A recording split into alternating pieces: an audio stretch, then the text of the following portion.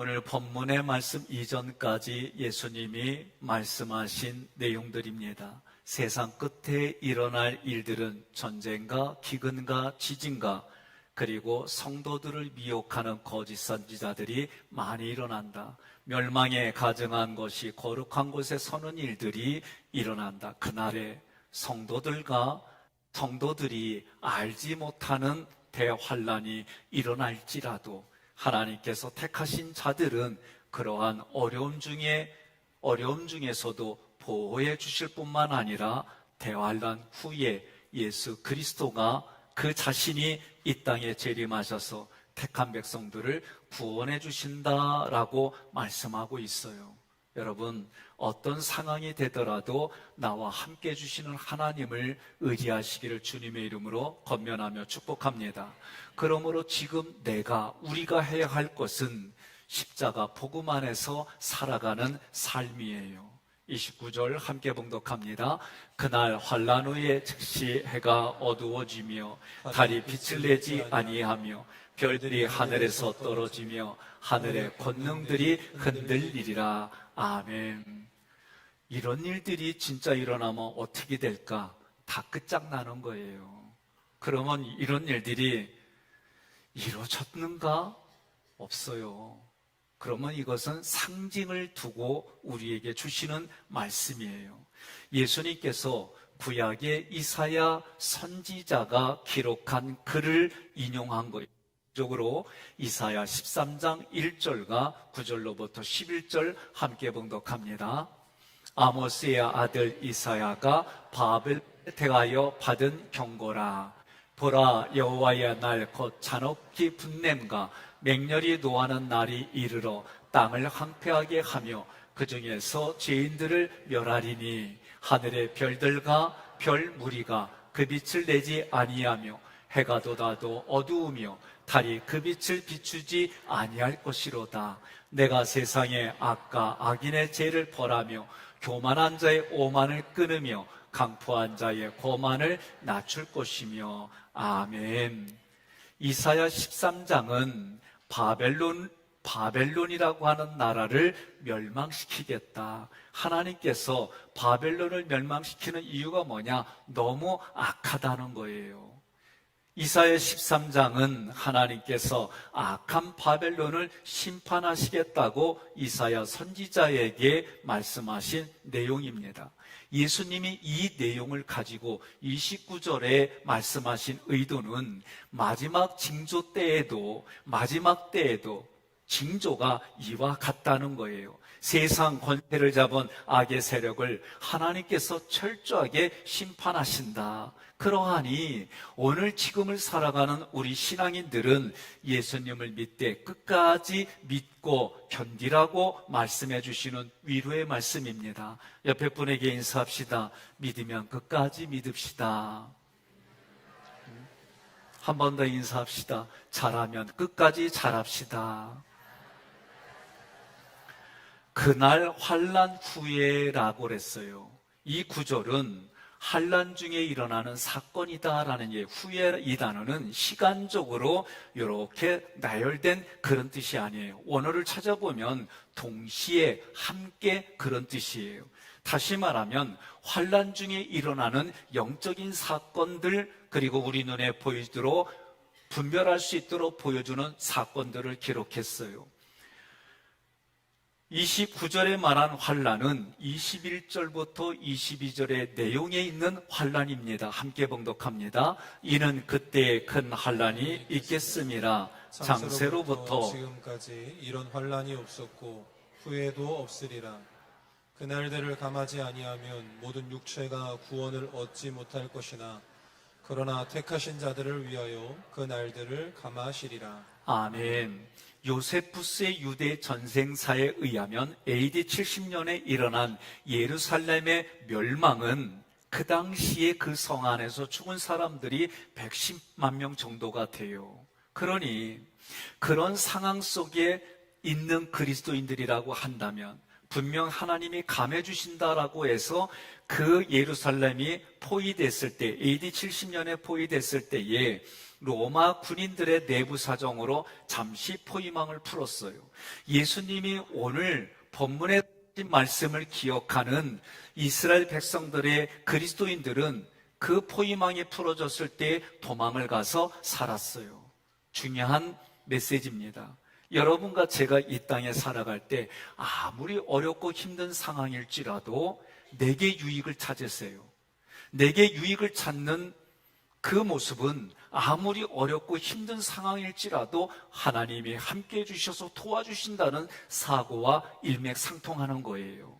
그러니 29절에서 해, 달, 별, 권능은 어떤 의미일까? 어떤 상징으로 쓰였을까? 요한계시록 8장 12절 함께 봉독합니다. 넷째 천사가 나팔을 부니 해 3분의 1과 달 3분의 1과 별들의 3분의 1이 타격을 받아 그 3분의 1이 어두워지니 낮 3분의 1은 비추임이 없고 밤도 그러하더라. 아멘. 마지막 환난 때 일어날 천체의 징조예요. 이런 날이 오면 망하는 거예요. 그런데 구약에도 이렇게 기록이 쓰여졌다는 것은 어떤 의미를 두어서 그 천체들을 풀어갔다 그 얘기입니다. 요한계시록 12장 1절 함께 봉독합니다. 하늘에 큰 이적이 보이니 해를 옷 입은 한 여자가 있는데 그 발 아래에는 달이 있고 그 머리에는 12별의 간을 썼더라. 아멘. 해를 옷 입은 여자예요. 내 상식으로는 해로 옷 입으면 타서 죽어요. 그리고 얼마나 큰 여자길래 발 아래 두어? 이게 내가 할 수 있는 상상이에요. 이런 일은 없다는 거죠. 그러면 이것을 통해서 우리에게 그 단어가 상징하는 의미를 봐야 돼요. 해는 예수 그리스도를 의미해요. 그러니 요한계시록 12장 1절에 해를 옷 입은 한 여자는 예수님으로 옷을 입은 여자를 말해요. 성경도 우리에게 그리스도의 옷을 입으라고 그랬어요. 그러니 해를 옷 입은 여자는 예수님으로 옷을 입은 여자인데 다른 말로 말하면 우리 성도들을 말할 수가 있는 거예요. 해가 어두워진다 그랬어요. 문법을 보니까 미래 수동태. 무슨 얘기냐면 주님이 하시는 일이 거의 없는 것처럼 보이는 거예요. 다시 말하면 이 상황에서 주님이 구원해 주셔야 되는데 구원해 주시지 않아요. 이 상황에서 기도하면 응답이 있어야 되는데 응답이 없어요. 마치 예수님이 힘이 없는 것처럼 능력이 없는 것처럼 보이는 거예요. 그래서 사도 바울도 어떤 이에게는 십자가의 도가 아무것도 아닌 것처럼 보인다라고 기록했어요. 두 번째로 요한계시록 12장 1절에 머리에는 12별의 간을 썼더라 그랬어요. 이 얘기는 예수님의 복음으로 무장한 주의 종들을 말해요. 근거가 뭐냐? 요한계시록 1장 20절 함께 있습니다. 내가 본 것은 내 오른손에 7별의 비밀과 또 7 금촛대라. 7별은 7 교회의 사자요 7 촛대는 7 교회니라. 아멘. 그러니까 7별은 주의 사자다라고 얘기를 했어요. 이와는 반대로 요한계시록 12장 4절 함께 봉독합니다. 그 꼬리가 하늘의 별 3분의 1을 끌어다가 땅에 던지더라. 용이 해산하려는 여자 앞에서 그가 해산하면 그 아이를 삼키고자 하더니. 아멘. 자, 여기서 꼬리는 요한계시록 12장 1절부터 읽으면은 용의 꼬리를 말해요. 그러면 용의 꼬리는 무엇을 말할까? 이사야 9장 15절 함께 봉독합니다. 그 머리는 곧 장로와 존귀한 자요 그 꼬리는 곧 거짓말을 가르치는 선지자라. 아멘. 용의 꼬리는 누구를 말해요? 거짓 선지자를 말하는 거예요.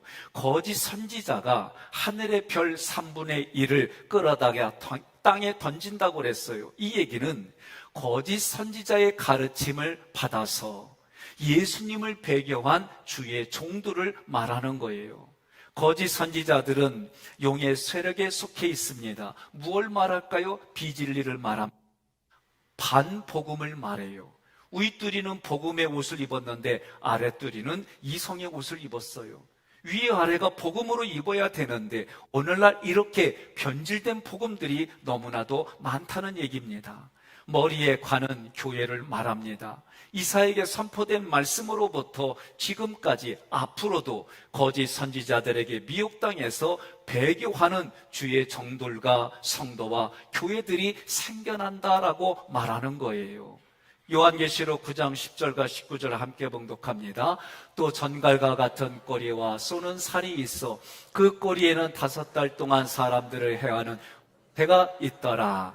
이 말들의 힘은 입과 꼬리에 있으니 꼬리는 뱀 같고 또 꼬리에 머리가 있어 이곳으로 해하더라. 아멘. 참 재미난 거는 어류의 꼬리를 먹으면 하나 다 먹었다고 꼭 얘기를 해. 예? 이런 거를 생각하면 그만큼 힘이 있다는 거예요. 근데 그 꼬리가 뭐예요? 입과 힘이란 말이에요. 그러니 거짓 선지자들의 입을 통해 선포되는 말씀에 미혹돼서 그래서 배교하는 일에 주의 종들이 교회가 그리고 성도들이 그런 일들이 일어난다는 거예요. 옆에 분에게 인사하겠습니다. 나는 한 하나님을 믿습니다. 그리고 한 번 더 인사요. 2단인 교회 안 다닙니다.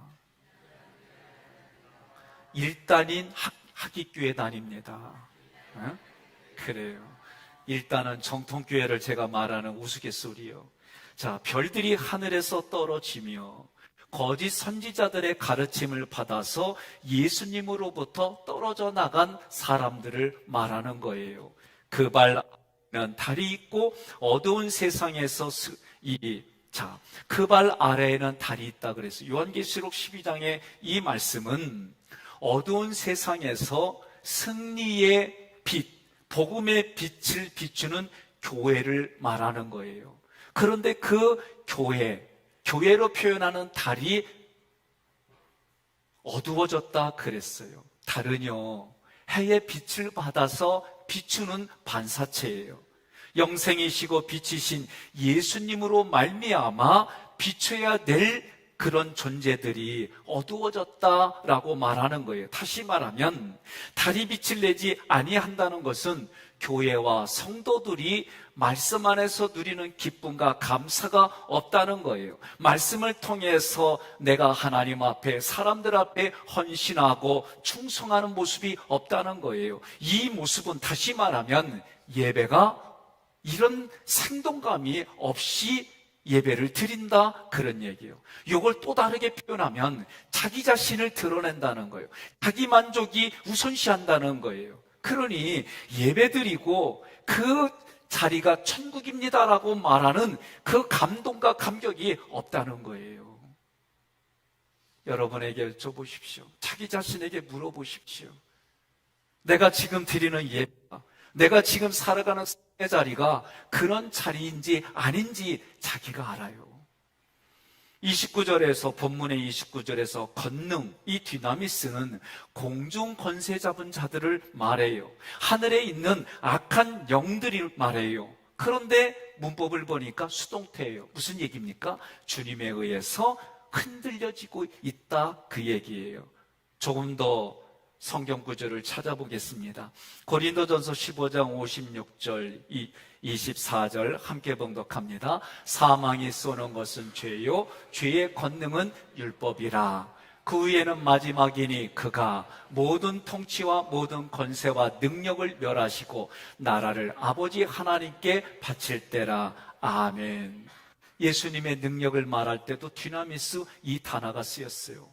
그런데 예수님이 오셔서 하시는 일이 뭐냐? 최후 승리가 뭐냐? 악한 영들이 가지고 있는 통치, 그들이 가지고 있는 권세, 그들의 능력을 멸하시는 것이 예수님의 최후 승리예요. 그리고 예수님이 이 땅의 나라를 하나님 아버지께 바치는 것이 마지막 심판이에요. 중요한 게 하나 있습니다. 내가 지금 하지 않는데 미래는 할까요? 안 그래요. 성경은 지금을 물어봐요. 네가 지금 하나님과의 관계가 바르게 맺어졌느냐? 네가 지금 예수님을 믿고 있느냐? 그 지금이 미래로 연결이 된다라고 성경은 얘기하고 있어요. 따라서 예수 그리스도가 영광 중에 오실 때 최초로 일어나는 사건이 뭐냐? 해와 달과 별에 있을 징조이다. 성경대로 말하면 해가 어두워지고 달이 빛을 내지 않고 별들이 하늘에서 떨어지고 하늘의 권능들이 흔들리는 일이다. 이것을 우리가 이해하기 쉽게 말하면 복음이 변질되었다. 주의 종들이 타락했다. 성도들의 배교가 일어났다. 이단과 사이비들의 실체가 드러나는 상황들이 일어나면 우리에게 하시는 말씀은 뭐냐? 분별하라는 거예요. 지금 코로나19로 인해서 여러 가지 것들이 드러난 것 중에 하나가 신천지가 드러났잖아요. 그럼 이런 일들을 보게 되면 이런 일들이 이미 시작했고 과거에, 왜냐? 교회 안으로 들어온 것이 영지주의예요. 영지주의는 두 가지 극단을 가지고 있어요. 수도자적인 모습과 몸은 아무 필요가 없으니까 마음대로 살자, 이 두 가지 극단이 교회에 들어왔었어요. 그러니 이미 초대교회 때 이런 일들이 지금을 살아가는 우리들에게도 이런 일들이 가중돼서 일어나는데, 이런 일들이 일어날 때에 우리가 해야 될 것은 무엇이냐? 믿음의 사람들도 흔들리고 믿음의 사람들도 안전장치가 없다고 느껴지는 그런 어렵고 힘든 세상 속에 우리가 경험되어지거든. 우리에게 하는 말이 뭐냐? 누가복음 21장 28절 말씀이에요. 함께 봉독하겠습니다. 이런 일이 되기를 시작하거든 일어나 머리를 들라 너희 속량이 가까웠느니라 하시더라. 아멘. 마지막 때에 우리가 해야 될 것은 머리를 들라는 거예요. 머리 들란 얘기가 교만한 이런 의미가 아닙니다. 주님을 신뢰하고 눈을 들어서 예수 그리스도를 바라보라는 거예요. 이것이 우리가 할 일이고 살 길이다라고 가르치는 거예요. 천재지변들과 어려운 환경들이 그리고 영적인 일들이 동시에 일어난다라고 가르쳐주고 있어요. 우리가 말씀을 통해서 분별하기 시작하면 그런 어려운 일들이 있을 때에 이겨나가는데, 그것을 극복하는데 훨씬 쉬워진다라고 얘기하는 거예요. 고린도전서 10장 13절 함께 봉독합니다. 사람이 감당할 시험 밖에는 너희가 당한 것이 없나니 오직 하나님은 미쁘사 너희가 감당하지 못할 시험 당함을 허락하지 아니하시고 시험 당할 즈음에 또한 피할 길을 내사 너희로 능히 감당하게 하시느니라. 아멘. 어려워도 힘들어도 하나님은 나에게 감당할 것만 주십니다 라고 고백하시기를 바랍니다. 그렇게 고백할 때에 감당하게 되어 있어요.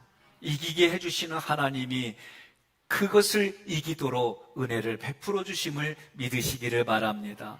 30절 함께 봉독합니다. 그때에 인자의 징조가 하늘에서 보이겠고 그때에 땅의 모든 족속들이 통곡하며 그들이 인자가 구름을 타고 능력과 큰 영광으로 오는 것을 보리라. 아멘. 마지막 때에는 이런 얘기들이 너무 많은 거예요. 십자가 복음이 헛되다. 예수 믿으면 밥이 나오냐 떡이 나오냐. 옆에 분한테 그리요. 예수 믿으면 밥 나오고 떡 나옵니다. 네? 별의별 얘기들이 마지막 때는 많이 일어나요. 그런데 한마디로 말하면 십자가의 복음이 헛되다고 여겨질 때 인자의 징조가 하늘에서 보인다 말씀하셨어요. 예수님께서 재림하실 때 징조는 너무나도 선명합니다. 사람들 모두가 예수님의 재림을 즉시 알아차리는 일이 되는 거예요. 보이겠고 이 파이노는 미래에 예수 그리스도가 구름을 타고 능력과 큰 영광으로 오는 모습이 명백하게 모든 사람의 눈에 보인다는 거예요. 예수님을 믿던 예수님을 믿지 않던 그들 마음에서 즉시 알아차린다는 입니다. 환난과 동시에 주님의 재림이 있습니다. 성도들은 환난만 볼 것이 아니라 주님의 재림을 보아야 되는 거예요. 장례 예배 드리러 가면은 제가 반드시 부활 얘기를 합니다. 죽음만 보게 안 해요.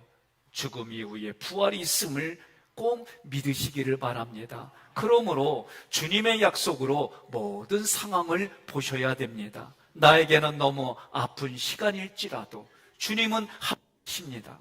나에게는 너무나도 고통스러운 시간일지라도 주님은 나와 함께 하십니다. 함께 하시는 그 하나님을 바라보시기를 바랍니다. 그것만이 살 길이에요. 그때에 대환란의 시간에 모든 족속들이 통곡한다 그랬어요. 이 통곡하다 코토는 복음 전도자들을 비웃던 모든 무리들이에요. 왜냐하면 미래에 받을 심판 때문에 자기 가슴을 쥐며 애통하는 모습이에요. 인자가 구름을 타고 능력과 큰 영광으로 오는 것을 보리라 그랬어요. 재림할 때의 예수님의 모습입니다. 예수님은 말씀하신 대로 행하실 능력자예요. 그래서 모든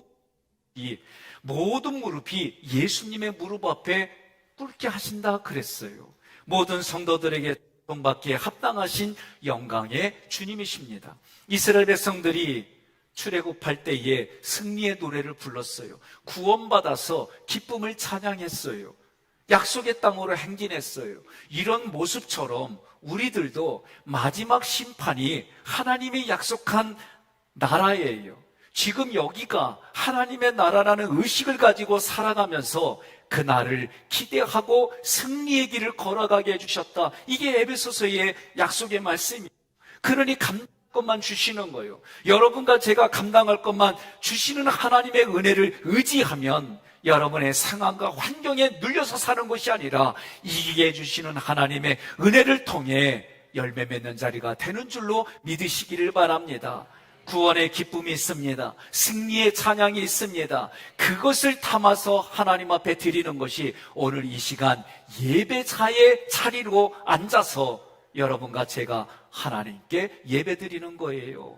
이런 일들을 소홀히 하지 않기를 주님의 이름으로 권면합니다. 31절 그가 큰 나팔 소리와 함께 천사들을 보내리니 그들이 그의 택하신 자들을 하늘 이 끝에서 저 끝까지 사방에서 모으리라. 아멘. 나팔 소리는 하나님의 임재를 알리는 소리입니다. 하나님 앞에 모이라고 나팔을 부는 거예요. 우리에게 보내주는 신호예요. 군대 다녀오신 분들은 다 경험이 있을 거예요. 지금은 그러는지 모르겠지만 제가 이 나팔 소리가 너무 편안하게 들릴 때가 있어요. 그건 저녁 9시 취침 소리예요.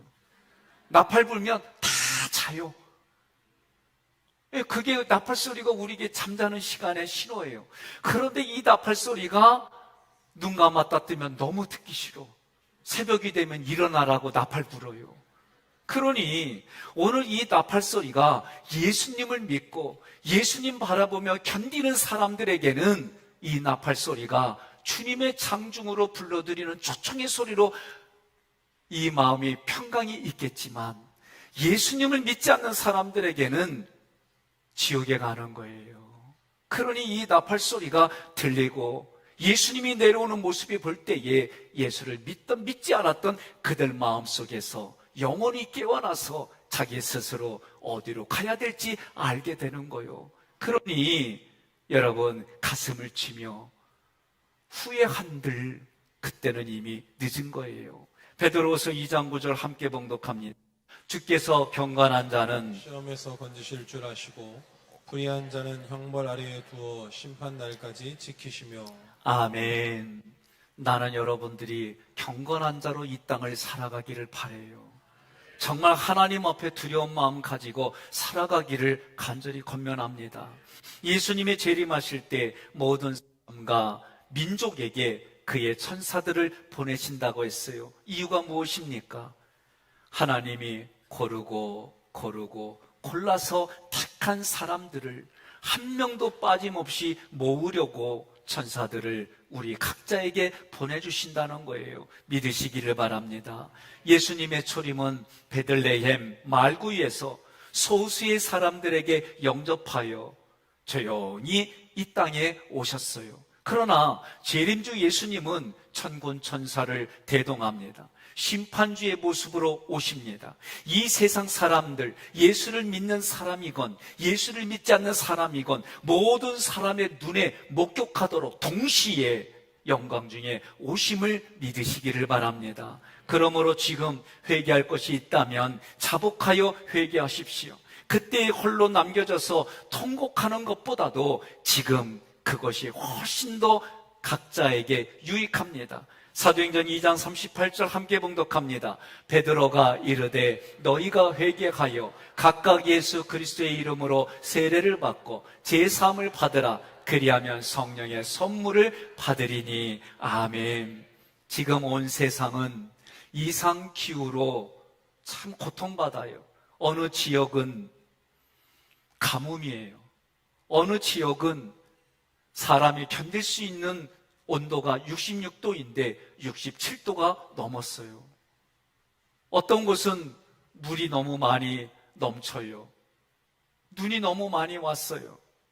우리나라는 지금 1000년에 한 번꼴로 비가 많이 왔어요.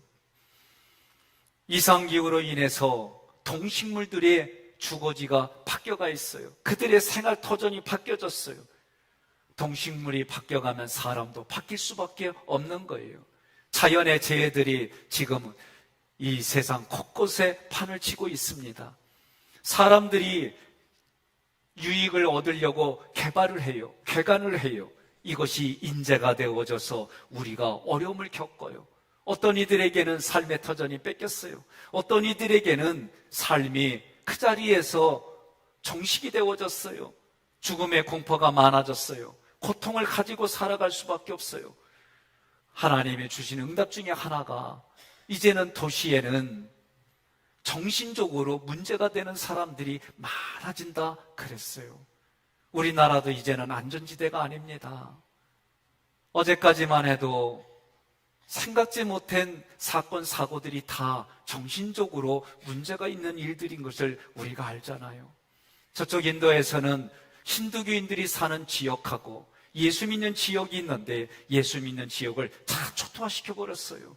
사람을 죽이는 것은 물론이고 살아있는 사람들이 평생에 씻을 수 없는 일들이 지금 여기저기에서 일어나고 있습니다. 우리가 겪었던 코로나19로 인해서 사람들이 다니는 일들이 통행에 제한이 되어져 있어요. 앞으로 더 큰 일들이 일어날 수밖에 없는 구조들이에요.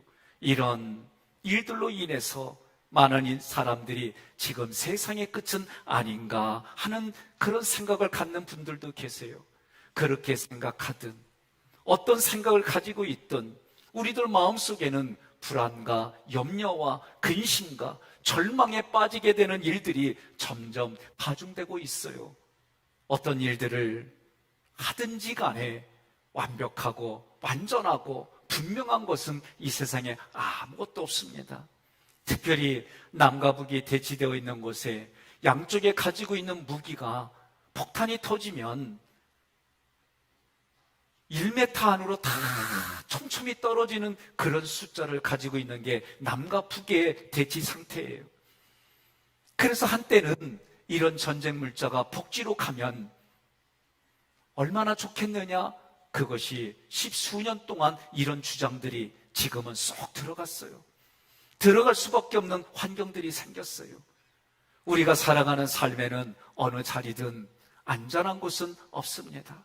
어떤 곳이 있든지 예수님 믿는 믿음으로 살아갈 뿐이지 여러분 세상에 그 어떤 것도 의지할 것은 없어요. 다만 여러분과 저는 육신이 가지고 있기 때문에 육신의 경영을 위해서 살아가고 그런 것마저도 정죄하겠다는 의미가 아니에요.